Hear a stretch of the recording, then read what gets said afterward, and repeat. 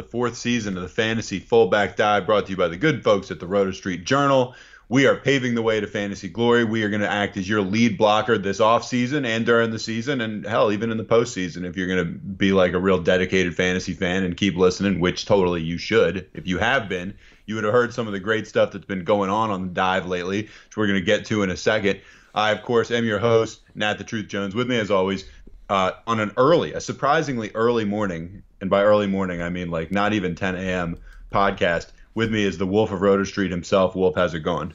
Doing fantastic. Got my workout out of the way. Got an article up already, and then you hit me up that you could go early. So we're having ourselves a little Roto Street day, baby. I'm pumped about it.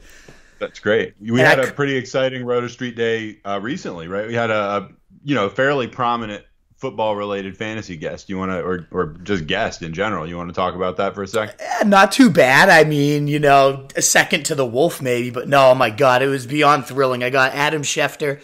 He joined the podcast. If you haven't heard that one, go back to ffbdpod.com/90. It was just absolutely fantastic. He gave us a good solid 15 minutes, and we squeezed out as much as we could. He gave us some fantastic stuff on Gurley's health, Darrell Henderson, the Melvin Gordon contract situation, Jay Ajayi, Brady's contract, and then we kind of got a few of those fun questions in. What, does he ever sleep? What is his habits? We got to talk about, does he make moves before he breaks news and fun stuff like that. And there's so much more I'm probably forgetting. So, Adam, thanks again for joining. If you haven't heard that one, if you're listening now, you probably came because of Adam Schefter, so you might have already heard it. But if not, if somehow you missed that one, it's must listen. It was unbelievable for his time, and I can't appreciate it enough. It was so good. Yeah, thanks a lot. Hopefully we'll have it. If we are lucky enough one day to get him on again, we're obviously I'm gonna have to be part of the interview, and I'm gonna have to ask him the hypothetical about getting kicked in the nuts as hard as he can by I'm sure he'd love that field goal kicker. Oh yeah, I'm sure that would ingratiate him to us for eternity. Right.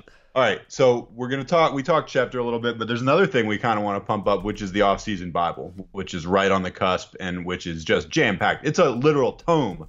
It is like if you remember phone books, which I don't know if you even do. Do they still have phone books? I don't know. I remember phone books. Oh, yeah.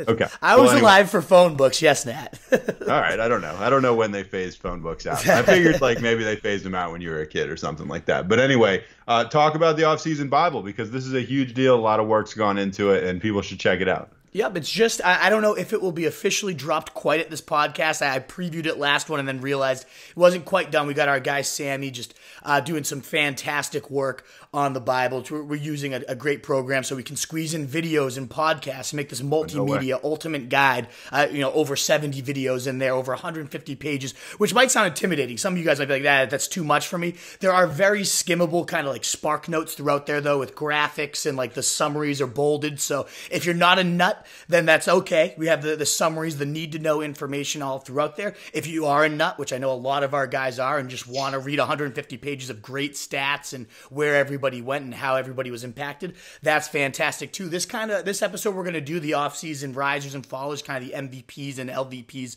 of the offseason, is almost just kind of scratching the surface and previewing a little bit about who rose and who fell. But if you really want to know everything about it that you have to, make sure you get that Bible. So rotostreetjournal.com/offseason is where you can find it when it's officially launched.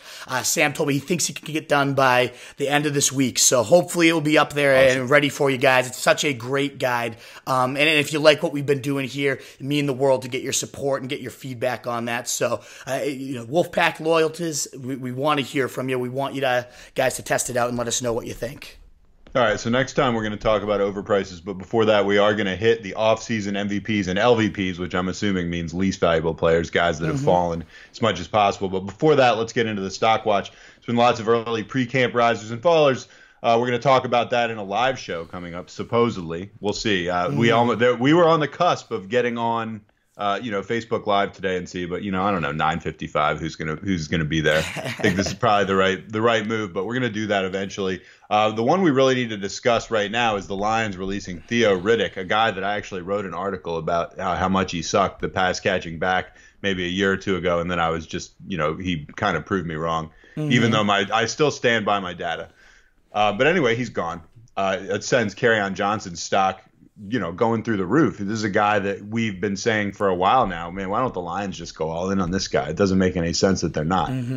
Yeah, absolutely. And it seems as if they're maybe not fully all in because Thickham's CJ Anderson's still there. He's still going to have a role. LeGarrette Blount was fed a disgusting 154 carries last year, even though he only averaged 2.7 yards a carry. So we know Anderson, he'll get about that 150, probably vulture 6 to 10 touchdowns along those lines as a better version of LeGarrette Blount. But now getting that third down back removed, Theo Riddick, is enormous because it's no longer that stuck in between, the in-between 20s purgatory, I like to call it, for a running back where you're losing your receptions, you're losing your touchdowns, and you're racking up some good yardage doing all that work, and then you get pulled for those invaluable fantasy touches, again, the receptions and the touchdowns. He's at least going to have that job on lock now with the catches. Right. So, beat writers were already, with Riddick on the roster, calling Johnson to get about 50 catches, 60 catches, a bunch of different projections coming out. So now I think he absolutely smashes that number, maybe even gets over with Riddick removed. Riddick averaged over 6 targets a game, right around 5 catches a game. He had 61 catches last year in only 14 games. So Kerryon Johnson, getting that work's going to be invaluable, especially because he can just do so much more with it than Theo Riddick ever could, which is huge. And one stat I found pretty interesting that I dug up last night was Riddick missed 2 games last year. And in those 2 games, the first one, week 7 against Miami, Kerryon Johnson set his career high in rushing, 158 yards. But even more telling, and I think more important of a stat, was in week 8 when they were facing the Seahawks. He didn't have quite as big of a fantasy day, but they were trailing for most of the game. They went down by 3 touchdowns in the second quarter. And after that, with Riddick gone, Kerryon Johnson was on the field for 81% of the snaps. He was kind of the dominant, the game flow when they got behind. He was in pretty much the entire game, which is huge because he might lose those snaps if Riddick was there. So to me, that's enormous news. This guy that was second in the league in yards per carry last year, 8th in broken tackle rate, a great talent that I think is about to get the usage he deserves. There is a sketchy injury history. I do want to make sure I preface that. Yeah. He missed time in college. He missed time last year. So you got to note that, especially with more work coming his way. But let's say he does stay healthy for 14, 15 games. His ceiling is as high as anybody in fantasy. So he's gone up about 20, 30 spots now with Theo Riddick removed. It's that big of a move. And 20, 30 spots up, where are you taking him right now? I have him right at that round 3. It's kind of pretty much where his ADP was, in that round 3 range, right alongside those Chris Carsons, those Phillip Lindsays that I love. He kind of, okay. We'll see how it all shakes out in the preseason and how he's looking and what CJ Anderson's role is going to be. But he could even jump further than those guys if it looks like he's clear cut, early down and the reception guy as well. So we'll see. But right around that 3rd to 4th round cups, where before he was like a, fringe 6th rounder, in my opinion. So he's really shot up my rankings quite a bit. That's a big deal, man. I could actually see him being even like a kind of a steal, 3rd, 4th round. We'll see. If it pans, remember last year, our 360-degree player, I like to call him, where we were down on somebody and then everything pointed to we have to be right, was Christian McCaffrey. We had to turn it around on him. And Kerryon's a similar guy. I've said it all along. I love the talent. I didn't know the usage was going to be there, but one guy's already removed from that puzzling equation. And so if he can really beat out CJ Anderson and dominate touches, there's no reason he can't jump even further. So that's my 360-degree guy right now is Kerryon Johnson. All right, we're going to get into the guys that have risen the most in the offseason, and you're going to name an MVP at every position. We're going to talk about some guys in contention, and then you're going to throw in a few guys. We're going to try to rattle through these as quick as we can because we're going to hit every position of risers, and hopefully we got enough time to actually put fallers in this episode as well. We know you fans have got, your time is limited, and we like to pack as much as we can into every episode. So let's talk quarterbacks. I'm going to get right into it. A couple guys contending for offseason MVP at quarterback, but not bringing home the hardware. Carson Wentz, Jameis Winston, Josh Allen. Talk to us about these 3 guys real quick. Well, Carson Wentz, the highest I have of all these guys except the MVP. His line gets stabilized. He's, labeled fully healthy, ready to go, no limitations at training camp. And then also gets Deshaun Jackson and rookie J.J. Arcega-Whiteside added to his already pretty stacked weapons cabinet. And so far, the reports on him and D-Jax have been nothing but glowing. In OTAs, they were forging a good bond. In training camp with the pads on, it's been only stronger. So Carson Wentz, between weaponry and line upgrades and getting to fully healthy. This guy was an MVP MVP candidate just a couple seasons ago. I could definitely see him getting back to those levels of 40 touchdowns and 4,500 yards or so. Love him. Jameis Winston isn't quite as steep of an upgrade, but the biggest part for him is Bruce Arians, a known quarterback developer, a guy that loves the no risk it, no biscuit offense that works perfectly for what Jameis Winston loves to do, which is chuck the rock. So I really like that. He did already have Todd Monken, who was a great coordinator and loved to air it out, so it's not a huge upgrade for him, but he was a guy that was about to fall. I'm not even consider this guy, but then Bruce Arians comes in and kind of stabilizes his value, keeps him on my fantasy radar for sure. And the last one would be Josh Allen, you mentioned there. Again, just to reiterate, this guy was the number 2 quarterback in fantasy after week 11 when he came back from injury. That's so ridiculous. Isn't that insane? And more I think points every than time Mahomes. you tell me that stat, I always am just like, that's ridiculous. That's not and true. I got to go check it, right? Yeah, it's insane. No, you've told me 6 times, so I know it's coming, and I'm still no less impressed. The only guy that was better than him was Deshaun Watson, so he had more points than Pat Mahomes down the season stretch run, which is just insane to even think about. And then he gets weapons upgrades with John Brown, gets added, Cole Beasley underneath as a security blanket. John Brown, the more intriguing one in my opinion, because he's such a great vertical deep threat, and Josh Allen has that cannon arm, still has to get the accuracy down, but nobody attempted more air yards per pass than Josh Allen, and you get a perfect deep threat weapon to fit him. So between those upgrades, the line upgrades, I'm a little nervous because they did add a bunch of running backs, and part of Josh Allen's appeal is the rushing upside. So that kind of is, all those running backs getting added maybe limits that type of ceiling, but still all the other weapons around him, The guy, of course, that's going to be hauling in the MVP offseason award at quarterback is a guy the Wolf's been high on a lot longer than I have, and that, of course, is Baker Mayfield, who's kind of the talk of the town. I heard he was second right now in MVP odds, which to me seems like a bit of a stretch. Yeah, but I don't know. That's where he's at. He seems to be definitely somebody that people have extremely high expectations for now, and when a lot of people were kind of thinking he might fail last year.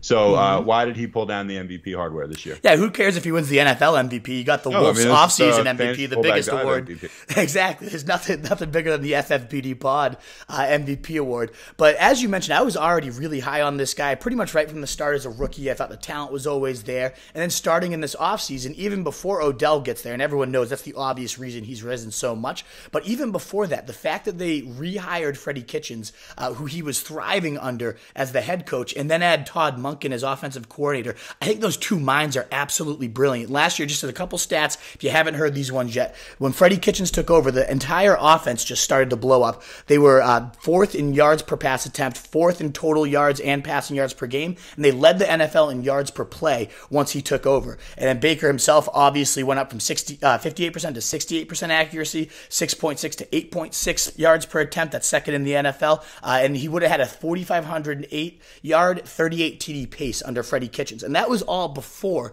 they added Todd Monken, who led the league in passing yards with the Bucs last year, all before they added Odell, maybe the most explosive deep threat and just general threat in the game, the guy that can just take a slant and rip it 90 yards down the field. So you stock the weapons cabinet with such a dominant weapon as Odell, and just meshes perfectly with Baker Mayfield's unbelievable deep ball. He had the second highest deep quarterback passing rating by Pro Football Focus last year. All of those things just are aligning to me to this guy that I think has great command of his team, has so many weapons around him. I could totally see 5,000 yards and 40 TDs if everything clicks the right way. I know that sounds ridiculous, and I know I'm kind of the king of hyperbolic expectations and whatnot, but I had those with Mahomes last year, and this guy was going to be my Pat Mahomes of 2019 until his price started to skyrocket. But everything about his offseason has been so good, so he's my MVP for this year. All right. Well, I mean, that's a pretty compelling case for why he's the MVP. Those are extremely lofty expectations. Like you said, if he's able to do that, then yeah, I mean, I could see him being in absolute contention for the real MVP award, not just the Roto Street Journal MVP.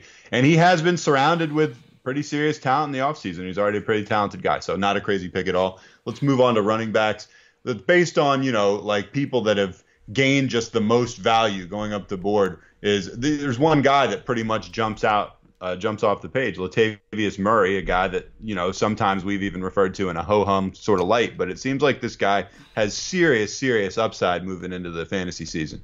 Absolutely, yeah. So he's the MVP. He takes away the award for that. So we'll give you the contenders that were competing with him. But in terms of sheer just jump up the big board, he was a guy that was going to go into obscurity. I wasn't going to really worry about, but now goes up and takes the MVP award because he goes with the Saints. The touchdown upside there is astronomical. Mark Ingram's removed. He slides into that Saints big back role. At least 10-plus touchdown upside there, especially because Murray's been such a short yardage beast throughout his career. Trails only Todd Gurley in total rushing TDs over these last 3 seasons. And now he's going to have even more chances than ever before to punch in scores with such an explosive, high-powered attack behind one of the best run-blocking lines in the league. And then you get that added benefit. Again, if God forbid something horrible happens and Kamara goes down, you have the ultimate handcuff with benefits here in Latavius Murray. So I think he's unbelievable. Goes from like a no... not even on my radar, to number 64 overall on my big board, 20 spots higher than the experts. Definitely a guy I'd be fine with in my flex. Remember, Mark Ingram was the RB6 just 2 seasons ago in this role, and I don't think Murray's that steep of a talent downgrade from him. So huge winner this offseason. No, he did edge a couple guys out. I got a little bit flipped around, but I mean, he edged out a couple other contenders for running back MVP: Dalvin Cook, Damien Williams, Marlon Mack, Mark Ingram, teammate, and Devonta Freeman. What do you think? Why don't you tell us why 2 or 3 of those guys maybe were in contention but couldn't quite get it done?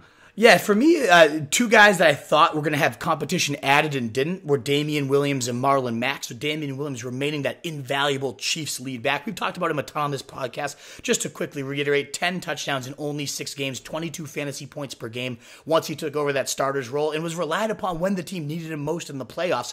He's going to have a huge role, has everyone's endorsement, most recently Andy Reid. So love me some Damien Williams. Marlon Mack, too, crushed it when he was given the volume. The team was actually 14-0 or 12-0, something of that nature, when they fed him 15 or more carries, so that they worked well when they fed Marlon Mack. They didn't add anybody. There's lots of rumblings, maybe Le'Veon Bell or a rookie was going to get added, but no competition as of now has been added for Marlon Mack, so that invaluable kind of early down and goal line workhorse role in an ascending offense. Only Paris Campbell added as a receiver, more explosiveness than your Devin Funchess on the outside. Just tons of weapons. I think that offense is going to be living in the red zone, and Marlon Mack's going to have a monstrous season. The RB8 when he finally came back from injury last year, I could totally see him maintaining that pace. And then Dalvin Cook, in terms of just all the great things that happened, like he had the most good things happen to him. He just didn't have as much room to rise as Murray did on my big board because I just already loved Dalvin Cook. But you get Gary Kubiak, the invaluable blocking scheme. 12 of 22 rushers have gone for over 1,400 total yards. Just insanity in terms of how productive that's been. A run-heavier scheme. Then Latavius Murray, who led the team in attempts last year, is removed.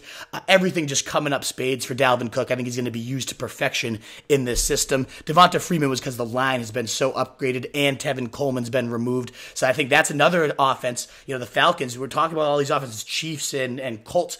I could see the Falcons sneakily being right up there with all those teams in terms of total points. Tons of potential points there. And Devonta Freeman being that drive capper. The only thing is they have a huge big back they added in the draft, so I don't know if he'll steal goal line touches. But for now, I really like Devonta Freeman's offseason too.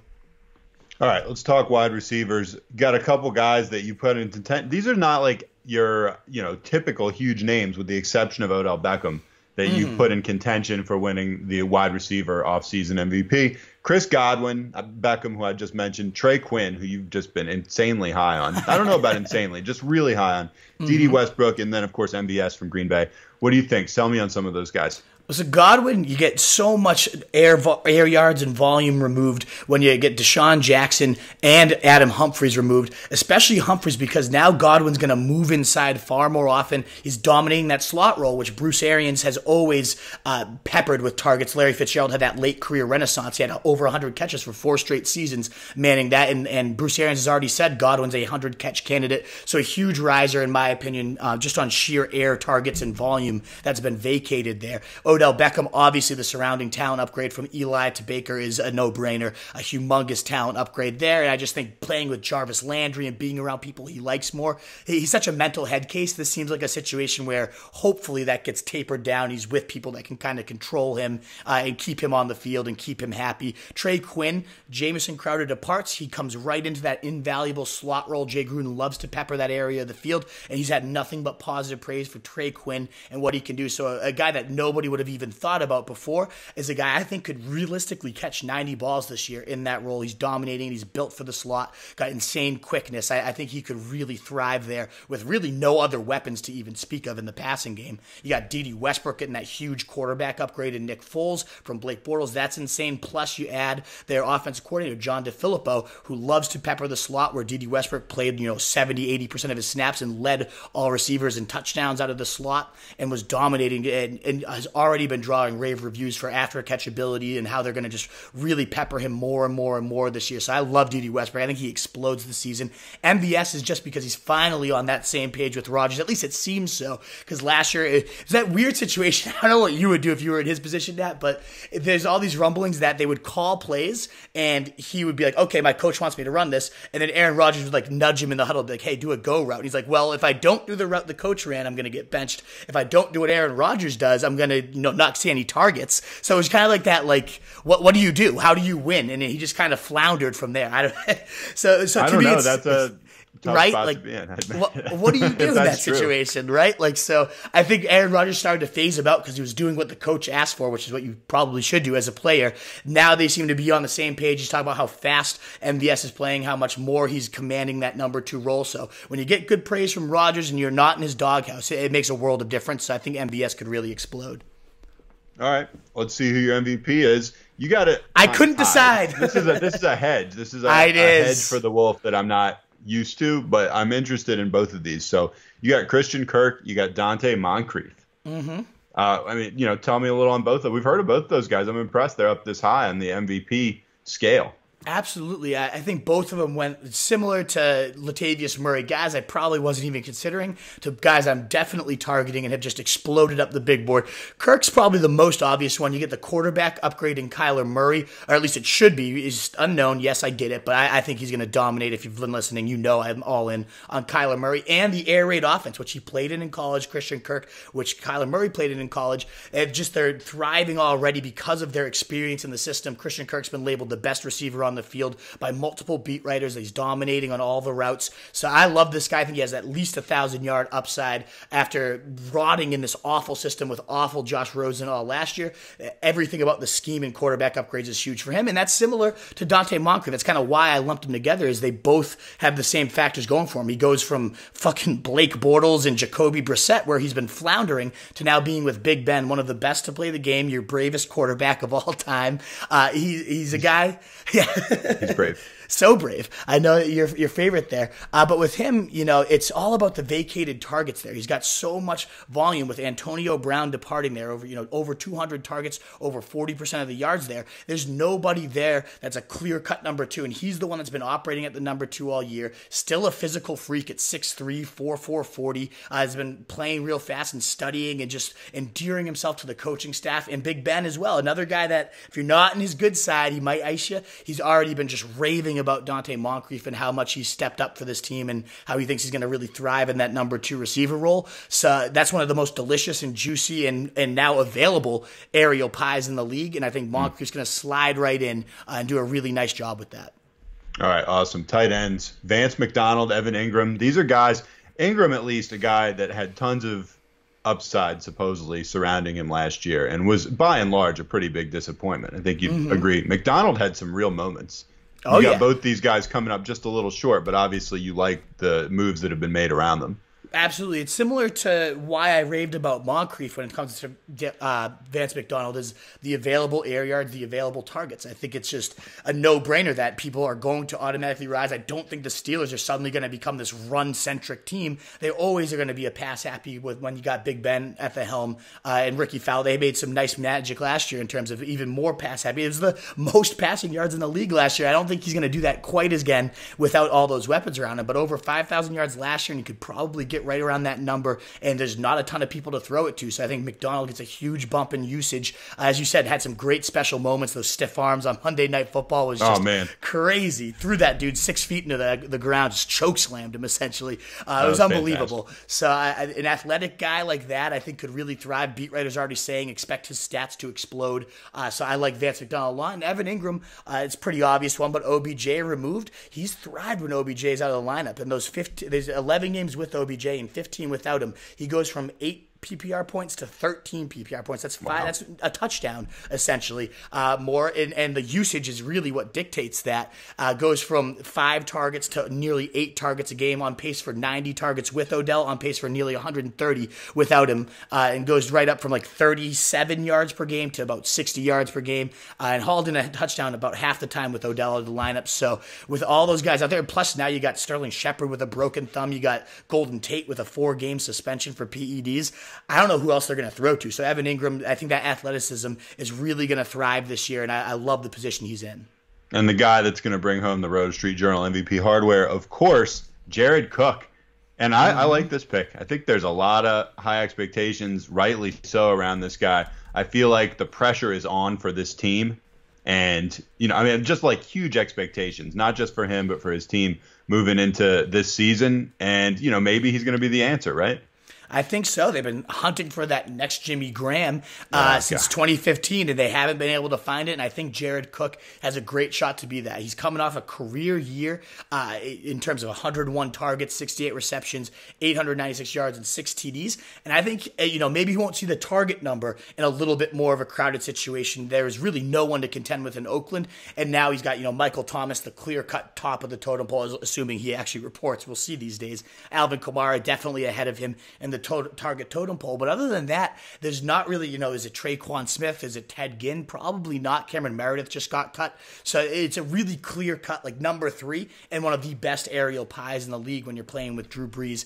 And this is the most athletic, best, in terms of just the comparables to Jimmy Graham that they've had since then. The guy's, 6'3", jumps 40-inch vertical, 6'5", I should say, rather. And that's where Brees makes his money, where he can put it wherever he wants. And you got a guy that's bigger than everybody else, that can jump higher than everybody else. In the red zone where the Saints live, Jared Cook's going to be a monster. Sean Payton's also raved about how much he's great after the catch. So you're not only looking at just a red zone weapon, you're looking at a guy that can do it all over the field. We saw that with the Raiders last year. And Dan Campbell said, hey, we've already taken plays out of the Jimmy Graham, we're dusting that book off and bringing him out for Jared Cook because he's been so impressive. So when you're impressing Brees, you're impressing your tight end coach, you're impressing Sean Payton in one of the most impressive offenses. I really like Jared Cook. I think his value is humongous with the Saints. Would you have feared the Saints more than the Rams had they gotten through to the Super Bowl, which they totally should have? Yes, because I think in those big games, it comes down to quarterback, and Drew Brees is definitely just like a ballsier guy, in my opinion, than Jared Goff. So yes, I thought at the beginning of the playoffs, I picked the Saints to win. I thought the Saints would beat the Chiefs in the Super Bowl.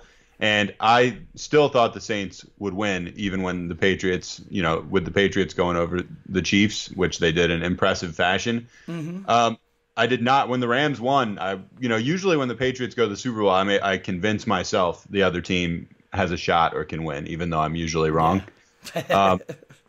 But I wasn't able to do that with the Rams. I never thought the Rams were going to beat the Patriots in the Super Bowl. I absolutely thought the Saints would have. Obviously, who knows? There's no telling what would have happened. But yeah, that was a devastating call. I can't think of a bigger blown call like in the history of the world. I know, really. It's crazy. They would have scared me a lot more. I think we matched up. It would have been a battle. I would have loved to see it too. Brees, Brady, both 40-ish-year-old quarterbacks. It would have been better. It was a lousy Super Bowl. I hope that's what we get this year. The Patriots won. It was just a lousy Super Bowl. It wasn't. As a Patriots fan, I can even admit it wasn't the funnest game to watch. Of course, I'm happy with the outcome. We won it, but sure. It wasn't like the Falcons game where you're on the edge of your seat and you can't, you're throwing shit and you're just freaking out the entire game. It was kind of just like, oh yeah, we won. Nice. For the Eagles game, which was super exciting too. Fuck that game.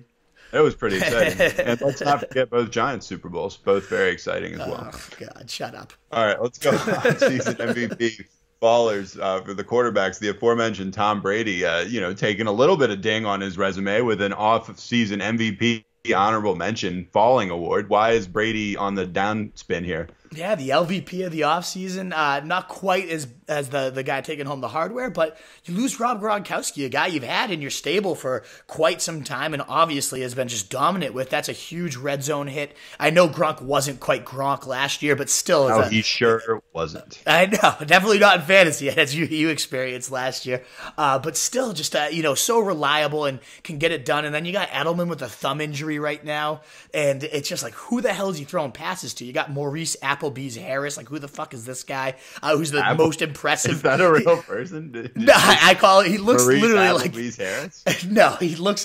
Me and CJ have a joke where he looks like a guy that should be like a server at Applebee's or like in the backline cook or something because he just like. Okay, I mean that's hilarious. That's also funny, but I thought that there was a guy that I just had somehow never heard of. Everybody whose middle calls name Applebee's. was Applebee's. No, I was that'd like, be that's fantastic. amazing. Why am I just hearing about this in late July?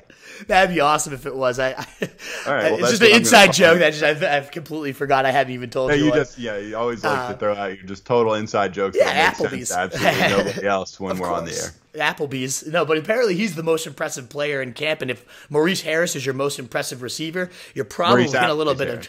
Exactly. That's not a great sign. I mean, N'Keal Harry was added. If Josh Gordon comes back, N'Keal Harry develops, and then Edelman's full go, then I'm going to feel a lot better about Brady and I'll move him up. But right now, this weapons cabinet doesn't look great. They became such a run-centric team and then add Damien Harris as well. I think this team is going to become more and more based out of the backfield. And that's going to hurt Brady fantasy-wise. I think he's still going to be great real life-wise. He always is. He's always clutch. But in terms of fantasy production, he's not a guy that really excites me anymore. I know, and that's saying something because that guy does all he has to do is give you a side eye, and that excites you usually. Please put me on a leash, Tom. Walk me around. Like, do whatever you want. I don't care. Yeah, In real life, he excites the hell out of me. He could do anything he ever wanted. But fantasy-wise, not quite there anymore. Don't you love the scene in Ted 2 where they jerk off, where they try to break into Tom Brady's house and jerk him off? Exactly, right? Like, I wish I could do that. That's like one of the funniest things ever. I don't know. Wolves offseason least valuable player quarterback, the aforementioned Brave Big Ben. We should Brave Big Ben, Triple B, Big Baller Brand. By the way, Big Baller Brand falling on hard times from what I understand. LeVar Ball's, mega corporation not doing too well. I've heard they're just basically giving stuff away. Hopefully Ben will not see the fall that the Big Baller Brand has. I didn't see that one coming. Oh, no. No, seriously. If it could happen to LeVar Ball and his company, I guess none of us are safe.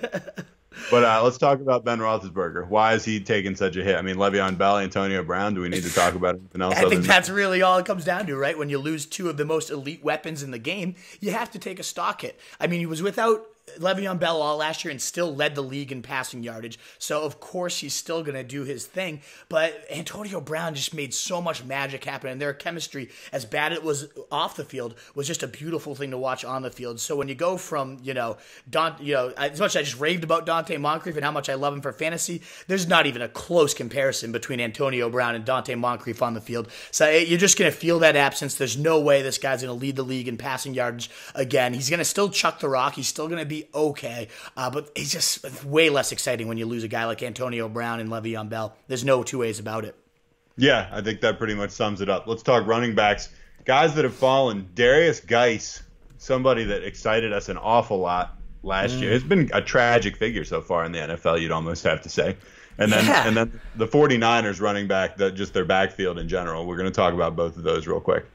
Yeah, Darius Geis first. It's just such a extreme talent, but is he ever going to be able to thrive? I don't know yet. They first bring back Adrian Peterson, who was pretty damn dominant for the age and whatnot, considering everything, with like over 1,200 rushing yards, was I think fifth in the league. He had the fifth most carries and the eighth most yardage at 1,042 rushing yards last year. And so you add him, who's already proven to be a solid player in this backfield in this system. Then they draft Bryce Love, a really explosive guy who was just in contention for the Heisman only 2 seasons ago before going down with injury last year. So yeah, he's got to get himself healthy, but that's just another impressive mouth to have to potentially feed. Chris Thompson's as healthy as he's ever been. So to me, you're looking at a 4-headed nightmare of an awful offense. I don't see any real appeal there. It would be one thing if Geis exited the offseason with no AP. They didn't draft Bryce Love, and he was kind of like that clear-cut 3-down guy. But at this point, he's in all these injuries. Hamstring pops pops up. He has to have another offseason, operation on his knee to drain some stuff. It's just, I need to see this guy stay healthy and actually separate from this crowded backfield before I'll even consider touching it. All right, fair enough. And the 49ers backfield screwed me and a lot of other people last year. Oh, yeah, the 49ers backs. I forgot you brought them up, too. I brought them up. I'm just throwing that in because I'm not just going to move on without at least mentioning that they screwed me. Yeah, Jerick McKinnon was god-awful. Then, Matt Breida, you never knew when he was going to just get knocked out of the game. McKinnon. You loved him. I do, and I still love him. Too. I still love him. I think he could still rebound and be a good player. But right now, you're looking at Tevin Coleman gets added, and it becomes this three-headed. They're saying all three running backs are going to play throughout the game, and it's going to be kind of a hut-hand situation. And I do really like all three talents. I do really like Kyle Shanahan's zone blocking scheme. Obviously, I've gushed about that at endless length on this podcast. But unless one person's getting that clear-cut volume share, it's tough to know, who you could actually depend on each week. So I'll still take, the cheapest guy. Maybe that's Matt Breida going around like 15. Maybe Jerick McKinnon keeps falling around 12, just in case one of them separates and gets that stranglehold. But right now, to me, it seems like a really tricky situation. And Tevin Coleman's value's kind of shooting up a little bit too high. It's messy. It's just gross. All right. Keeping with the trend of, Patriots and the Patriots offense, Sony Michel taking a big hit. This guy's been like a yo-yo in the offseason. This is one of these guys when the season ended, I had this guy as a potential keeper. We were like, man, like you scored and then it went down and it was like, man, he's not going to be what you think. And then it was like, ooh, Sony Michel, stock rising. And Sony Michel's stock now falling again. Why are you down on Michel right now relative to where he was?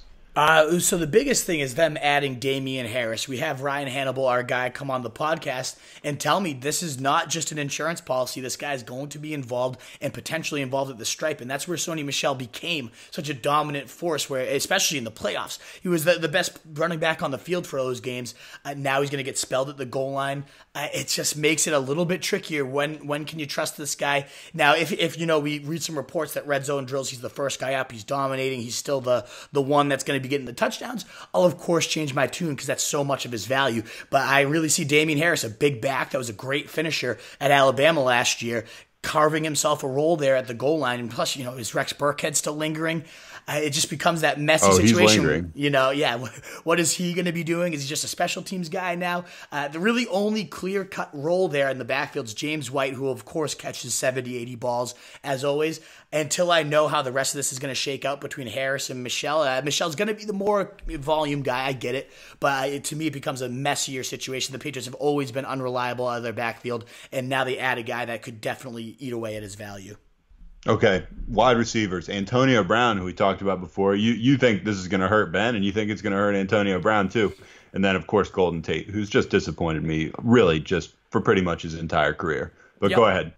So the Antonio Brown one, he's still a second rounder in my opinion, still a wide receiver one that you could trust at the top of your fantasy lineup. It's just the obvious where you go from Big Ben to Derek Carr, when you go from this amazing pass-happy offense to John Gruden, who we don't know can actually get it done at the NFL level at this stage in his career. You got to be a little bit more wary, especially if this team is crumbling and it's just a mess. Then Antonio Brown and the mental head games come out. So I'm not overly terrified. He's going to probably lead the league in targets, which they have pretty much no one else there. I mean, Tyrell Williams, sure, a couple deep balls here and there. Tyrell Williams is going to surprise you. I'm not kidding. You love Tyrell Williams. I know you do. I love Tyrell Williams. But I think you make a point of him. You love him. I picked him with my last pick in the RSJ mock draft. Oh, you love him. And you just eviscerated me for it. Is that a Tyrell Williams poster I see in the background there? A framed jersey of the Raiders? Yeah. Tyrell Williams writing little love notes. Turn it the other way. But, it's got to be a slight downgrade. We're just talking about contenders for the people that lost value. Golden Tate, I mean, you go from a perfect role in the slot with the Lions, was dominating for years on end, to then kind of fading away with the Eagles, and now he goes to fucking Eli Manning, and then he gets a 4-game suspension for PEDs. It's like, this guy was a guy I used to love and target, and he is a good run after the catch threat still, leads the league and yards after the catch over these last 4 years, and that's what this Pat Shurmur scheme is based upon. But when you miss those first 4 games, when you got Eli Manning throwing you the rock in the first place, that's got to be considered a downgrade. Yeah, I agree. Golden Tate, I mean, I've never wanted him on my team, ever. There's never been any point in his entire career that I've wanted him on my team. And I continue to feel that way. Yeah, it's like he's never the guy where you draft and you're like, everyone's like, ooh, it's Golden Tate. Oh, like, he got Golden Tate. It used to be one of those guys though. You knew you were getting 7 to 8 catches and 60 to 80 yards pretty much every week. He was kind of that perfect floor wide receiver 2 or 3. If you had a riskier guy at the top of your lineup, I used to only target him for those situations. He's never been overly exciting, and he's certainly not exciting when you catch a pass from Eli Manning. All right, Corey Davis. Least valuable player. I'm looking forward to this one. I could have guessed this without even looking at the agenda. You just hate him so much. Remember, we talked about who's the spit in the face guy. You see, and somebody immediately at the round table was like Corey Davis for you. Yep, it wasn't even a question. And now you're spitefully going to just give him the least valuable player. On top, you're just going to pile on this guy.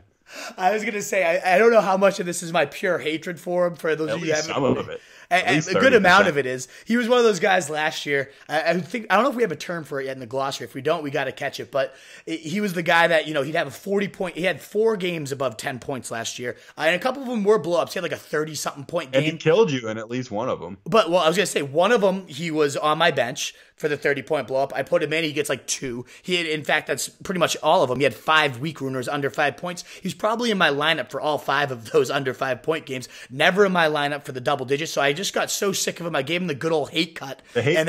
And then my buddy picked him up against the Patriots nonetheless too. Starts him and he blows up for one of the only other times he was over 10 points. He has like 30 points against me. So a lot of this is probably spite for him just ruining my fantasy season in my most important league last year. It should never come down to Corey Davis in the first place, but nonetheless, he fucking is an asshole, so I hate him for that. But then this offseason, there are some reasons to actually be down on him besides me personally hating him. One of them is Arthur Smith, first-year offense coordinator. No idea what he's going to roll out. He's already said he wants his offense to be ugly and kind of grind it out with that defense. So that sounds to me like a lot of Derrick Henry and just running, and not a lot of throwing. So you're looking at a pretty weak aerial pie, especially when it comes from Mariota, who's just been a complete bust. I don't know why people keep justifying this guy, but 21st, 28th, and 31st in pass attempts when you have Mariota. I'm not justifying him. I'm out 100%. Yeah, I've never seen it. I don't get it. He's only topped 20 TDs once. He's only had 300 plus yards in 7 contests in a 4-year career. Pretty damn pathetic. Never hit 3,500 in the passing yards in a single season. So we're talking about a very weak aerial pie. And then you're getting even more competition when you draft A.J. Brown, you sign Adam Humphries, and then Delaney Walker, their leading receiver just a couple seasons ago, is now returning. So if he couldn't get it done consistently as the pretty much only guy there, then why would he start getting it done when you got 3 to 4 more quality targets added against you? So I hate Corey Davis. I could never understand why people keep justifying him. Let's talk tight ends. What the hell was that? I think the fire alarm is going off at my place, so that's good. All right, well, we're down to it's off. We're down to our last position. So, did I leave something in the oven? If it's my place, I got kids. I got to go do it. It's your place, just finish the segment. I'll go put the fire out in a second. No worries here. There's no contenders for tight end. It's just your least valuable player, and that's Eric Ebron. So we should be able to knock this out pretty quick. And it's one of those things because the position, there's just so few names that were actually viable last year. Like finding other LVPs or other fallers was pretty rare because there's only 4 to 5 that actually had value in the first place, and those guys still have value. They didn't really lose any of it. But Eric Ebron, one of the more obvious regression candidates in my opinion, because you add a guy like Devin Funchess, you add Paris Campbell, so you're getting more competition for targets, and he already was seeing a very low share of the targets, especially when Jack Doyle played. He was very touchdown heavy, touchdown reliant. He was the type of guy that 3 touchdowns one week and wins you that week, and then literally puts up a goose egg dash because Jack Doyle returns and he suddenly sees 0 targets, and now he has even more competition for targets, and Jack Doyle gets himself healthy. It was one of those things that I don't have the exact stat in front of me, but I think it was like he saw 80% of the snaps when Doyle was out, and then sees about 30% of the snaps when Doyle's in. And again, you add a big body like Devin Funchess, which is where Eric Ebron was so valuable in the red zone. Funchess has a great red zone skill set as well, so you got to imagine those 13 TDs that he scored last year take a hit. He'll still score his touchdowns. He's not like a guy I'm not going to draft, but he has to be considered a huge faller in terms of the offseason this year. All right, those are our off-season risers, our off-season fallers. A little stock watch thrown in there for fun. Remember that the Schefter pod has dropped before this. You should totally check it out. If you're an RSJ subscriber, Fantasy Fullback Dive subscriber already, obviously you've already listened to it, but tell your friends. There's a lot of Schefter fans out there that haven't discovered the RSJ and the Fullback Dive yet. It's a pretty huge deal that we had this guy on our podcast. Also, the off-season Bible that the Wolf talked about earlier in the podcast. You got to check that out. It's going to be dropping hopefully by the end of the week. We'll give you updates as it comes. Wolf, any social media you want to pump up before we take off? I was going to say, too, the last one we did, I really liked our bargains episode. I gave it a re-listen. I think we give you guys 10 names that you really need to consider as the top values in fantasy football entering camp. We're going to give you the overpriced next time, too. So I think that, obviously Schefter, a bigger deal than our bargains. But in terms of actual sheer fantasy knowledge, I think that's a really good one, too. If you haven't given that one a listen just a couple episodes back, check that. But the site for our home base, rotostreetjournal.com, ffbdpod.com for the home base of the Fantasy Fullback Dive specifically. And you can find the show notes. I'm still getting better at updating them right after. We got to get video cut-ups and stuff, so it's not always like you might hear this episode and be like, oh, I want to see the show notes, ffbdpod.com/91, and they're not there. I'm trying my best to get caught up, but that's, if you want to look at previous episodes, you just type in ffbdpod.com/ that episode number, and it will pop right up for you. And you can check all those out in social media where I love to interact with you guys. I got Twitter, Roto Street Wolf. Roto ST Journal is our main home base on Twitter as well. And then you got Roto Street Journal on Instagram. Got a lot of, I don't know if you are on Instagram, Nat, but we've got a couple guys that have been coming in daily and just trying to shit on our stuff. And it's hilarious because they're always dead wrong. Oh, yeah. We've got ourselves some good battles. Like, I screenshot him and sent him to you because we got this little asshole. His name's Nathan. I hope he's listening. And I appreciate the interaction. So I don't want to, it's great. We get more comments. We get more debates going. I love it. But he's the type of guy that comes in as like, you're an idiot, you're stupid, who gave you credibility to do fantasy stuff, blah, blah, blah, blah, blah. So he phrases like a complete little douchebag, and he's always wrong, like beyond the max. So Nathan, keep it coming. Keep trying to give me material. This is how wrong he's been, Nat. You'll love this specifically because you love these players. Ready? He told me Lamar Miller was good as a player. Really? I wrote a post about Donta Foreman and why he's an obvious breakout candidate, and I wrote a line about how Lamar Miller sucks. I mean, dying on the Lamar Miller hill is impressive. And the next hill is even more impressive. But he's like talking about how he's racked up. Is he just trolling stats. you, or does he actually? I don't know. I'd like to think he is, but maybe he. I mean, the next hill he's trying to die upon leads me to believe he's actually pretty dumb when it comes to fantasy analysis. Again, I don't want to hate on. I love interaction, so keep it coming. But when you say things like Lamar Miller's actually good, or he told me that the gap, I said, Baker, I said OBJ was a huge offseason riser, and he said the difference between Baker Mayfield and Eli Manning's really not all that different. And I was just like, that's insane. How could you consider the two even close? What's he talking about? Might be the worst starting quarterback. Eli Manning's quarterback. the worst starting quarterback in the NFL. So that's what I was like, all right, this kid is either Mayfield's faking at worst, like top 10, but probably maybe even like closer to top 5. Yeah, exactly. So, the fact that he can't see one's clearly ascending and one's got to be on his way out if anything's going to ever happen for the Giants blows my mind.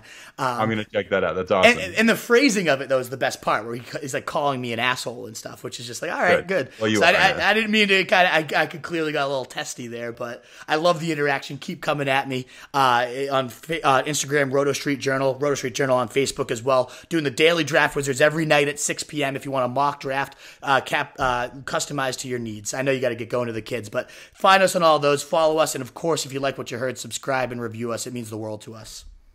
All right, man. My name's Nat Truth Jones. And I'm the Wolf. Later, guys. See ya.